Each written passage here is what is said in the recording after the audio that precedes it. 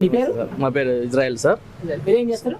Stickering shop మాది, సూర్య stickers. Okay మాది Pulivendula Surya stickers. Okay. ఈ సెంటర్ పేరు ఏం పేరు? ఇది మారుతి హాల్ ఏరియా అంటారు సార్. Maruti hall area. ఇప్పుడు మీకు ఈ ప్రభుత్వం వచ్చి 7 ఏడాది కాలం అయింది కదా? అవును సార్. 7 ఏడాది కాలం పరిపాలన ఎలా ఉంది? ఏం వ్యాపారం అయితే ఏం లేదు సార్. ఈ ప్రభుత్వం వచ్చినప్పటి నుంచి మనకు బిజినెస్ చాలా డల్ అయిపోయింది. అధిక ధరలుగా ఉండే కొద్దిగా. నిరుద్యోగ వృత్తి అన్నారు కదా? నిరుద్యోగ వృత్తి లేదు, ఏంది లేదు సార్. ఇప్పుడు సూపర్ 6 లో మనకు ఆడ సూపర్ 6 సార్, ఒక 6 లేదు. సూపర్ 6 ఆడ దగ్గర ఒక 6 కూడా లేదు. ఇప్పుడు జగన్మోహన్ రెడ్డి గారు గతంలో 2019-24 వరకు ఆయన పరిపాలన ఎలా ఉంది ఓవరాల్ గా? జగన్ సార్ ఉన్నప్పుడు బాగుండేది సార్, బిజినెస్ బ్రహ్మాండంగా ఉండేది, ఇబ్బంది లేకుండా, ఏ దానికి లోటు లేకుండా ఉండే. ఎందుకు ఓడిపోయారు అయితే? సార్ ఓడిపోయినట్టే, మరి దానికి కారణం అయితే మనకైతే తెలియదు. కానీ 150 సీట్ ఎక్కడ, 11 సీట్లు ఎక్కడ, ఎందుకు ఓడిపోయారు? మాకు డౌట్ వచ్చి ఏదో మతలబ్ అయితే ఉంది సార్ దీని వెనకాల. ఇప్పుడు జగన్మోహన్ రెడ్డి గారి కుటుంబం ఏదైతే ఉందో మనకు 46 సంవత్సరాల నుంచి ఇక్కడ ఓటమి లేకుండా గెలుస్తుంది. అవును సార్. దానికి కారణం ఏమై ఉండొచ్చు?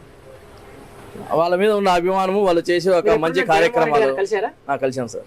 ఎలా రిసీవ్ చేసుకుంటారు ఆయన? చాలా మంచి వ్యక్తి సార్, బాగా రిసీవ్ చేసుకుంటాడు.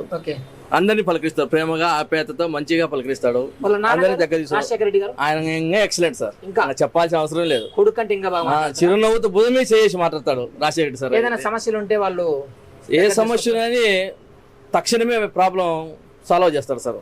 ఓకే, ఇబ్బంది లేదు, ఏం ఇబ్బంది లేదు సార్. వాళ్ళు గెలుస్తుండ్రు. అవును సార్. ఇక అభివృద్ధి పరంగా ఈ అసెంబ్లీలో వీళ్ళు 14 సార్లు గెలిచారు కదా, అభివృద్ధి చేశారంటారా? అభివృద్ధి పరంగా అంటే మనకి కొంచెం మేలే అనుకోండి సార్. ముందుకి ఇప్పటికి సమస్యలు ఉన్నాయి పులివెందులు ఈ రోజు అంటే అభివృద్ధి పరంగా?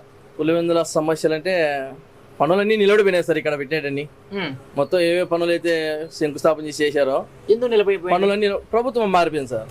ఓకే, నిధులు లేవు అని అంటారు. ఇక్కడికి ఎటువంటి నిధులు రావట్లేదు. బస్ స్టాండ్ అంత బాగుంది ఇక్కడ? బస్ స్టాండ్ ఎక్సలెంట్ సార్, అని బాగుంది. ఏ ప్రభుత్వం కట్టించారు బస్ స్టాండ్? జగన్ సార్ ప్రభుత్వం. బస్ స్టాండ్ కానీ పోలీస్ స్టేషన్ బస్ స్టాండ్, విలేజ్లలో స్కూల్స్, సచివాలయాలు ఎక్సలెంట్ గా చేశాడు సార్. అమరావతి రాజధాని సరిగ్గా చేయలేకపోయింది ఆయన. అమరావతి రాజధాని అంటే దానికి మనకి ఐడియా లేదు సార్. దాని మీద అన్నా క్యాంటీన్లు ఉన్నాయి, అన్నా క్యాంటీన్లు రద్దు చేయడానికి కారణం ఏంటొచ్చు? అన్నా క్యాంటీన్ అంటే అది తెలుగుదేశం హయాంలో వాళ్ళు పెట్టినట్టు. ఎవరు పెట్టినా కూడా అన్నా క్యాంటీన్ అన్నం పెట్టి మంచి పద్ధతి, మంచిదే. కానీ అది ఆలోచన. ఇప్పుడు మనకు అన్నం టైం ఏంది, మనకి ఏం కావాలి? అన్నం కావాలి. ఎవరు పెడితే ఏముంది?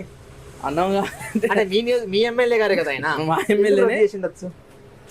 ఏమో సార్, మరి మంచి పథకమే కదా. పథకం అయితే మంచిదే, అది కూడా పెట్టింటే బాగుండు జగన్ సార్. కనీసం వైఎస్ఆర్ క్యాంటీన్ అని పేరు మార్చి పెట్టినా ఎక్సలెంట్ గా ఉండు, బాగుండు. దానికి మరి ఎందుకు వారికి ఎందుకు పెట్టలేదో మరి మనకైతే ఐడియా లేదు. ఓవరాల్ గా జగన్మోహన్ రెడ్డి గారు కొన్ని మిస్టేక్స్ చేశారు. కొన్ని మిస్టేక్స్ అయితే పోలీస్ స్టేషన్లలో ప్రతిపక్ష పార్టీ వాళ్ళని అయితేమి, లేకపోతే సామాన్యులు వేధించి నిజమే కదా రాష్ట్ర వ్యాప్తంగా పోలీస్ స్టేషన్లలో? అది మనం ఎట్లా చెప్తాం సార్ కరెక్ట్ గా? ఇప్పుడు మీ నియోజకవర్గంలో వేధింపులు చేసిందా చేయలేదా? నా తెలిసితే ఏం లేదు సార్. నీ దృష్టికి రాలేదు? నా తెలిసితే ఏం లేదు. సరే, ఈ 11 నెలల కాలంలో బీటెక్ రవి గారు అధికారులతో కోఆర్డినేషన్ ఎలా ఉంది? అది మనం అంత ఆయన లోతుగా ఏం పోలేదు సార్ అక్కడికి. ఆయన బీటెక్ రవి గారికి మాకు పబ్లిక్ లో చూస్తే ఆయన క్రేజ్ బాగున్నట్టుంది. ఎవరిని బీటెక్ రవి గారికి క్రేజ్ కొద్దిగా పెరుగుతుంది సార్. గతంలో సతీష్ రెడ్డి గారి కంటే బీటెక్ రవి గారి క్రేజ్ బాగున్నట్టు అనిపిస్తుంది నాకైతే. పెరుగుతుంది సార్. అది నిజమా కదా? నిజమే సార్. లేదు ఓన్లీ సోషల్ మీడియా హైప్ అయినా? లేదు, క్రేజ్ అయితే పెరుగుతుంది బీటెక్ రవి. ఆయన కూడా సమస్యలు బాగా సాల్వ్ చేస్తుంటారా? కొద్దిపాటిగా చేస్తున్నానని మాకైతే తెలిసింది సార్. తెలుస్తుంది. కుటుంబ సభ్యులాగా దగ్గర